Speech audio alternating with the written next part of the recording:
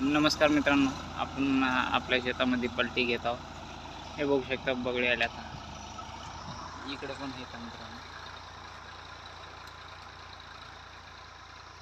आता मिरूग आपलं जवळ आले.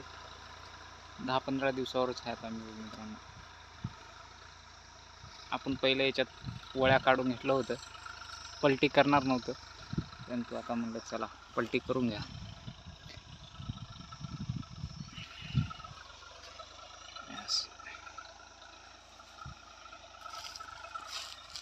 आपली इथं तूर होती, तुरीची वळ्या काढून घेतल्या आपण.